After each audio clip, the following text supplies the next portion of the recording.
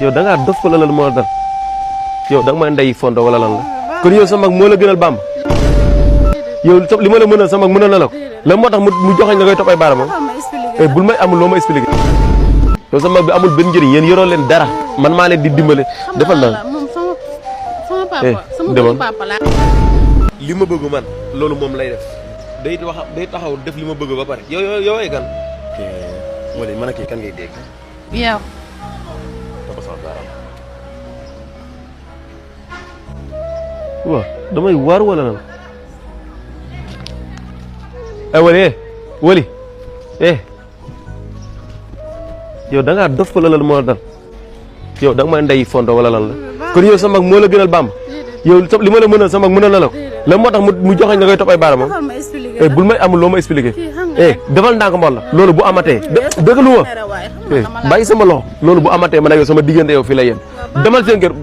góor baalu ma demal li dama lay xamal benn affaire lii bu mu amati dégg nga bu baax li ma la demal dinaa la woo baal naa la yow sa mag bi amul benn njëriñ yéen yoroo leen dara man maa leen di dimbale defal naa sama papa laa koy xoolee lu ma wax loolu laa war a def moo tax ok parce que sama yaay moom la ma kii moo tax moom la ma ne moom mooy wali ci kanam man Baba Galle Baba sonal na ma Baba lu ma dugg mu yàq ko fu la Bamba lu may defaral yëpp mosuma am góor bu ma mayee xaalis yi bëri nii fexe na ba bëgg maa yàqal ki waaye lii du ma ko nangu nag damay jéngu nag ma fippu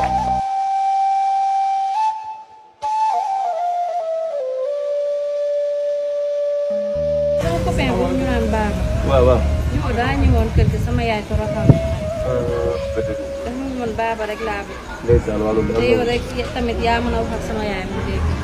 dinaa ci taxaw nag mais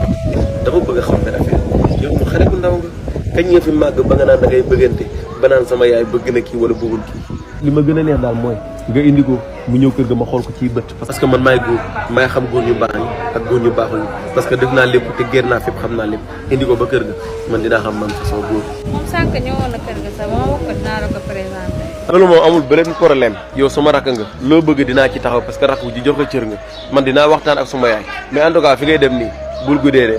ak lu mën a xew na nga gaaw ñib si waat parce que mu ngi guddi booy xool ay 18 heures jot na balaa 19 heures demi na la fekk kër ga xam naa ne nag safar boobu du mën a ñëw tey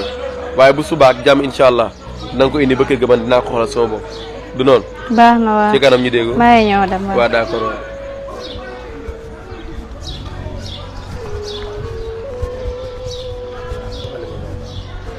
tey man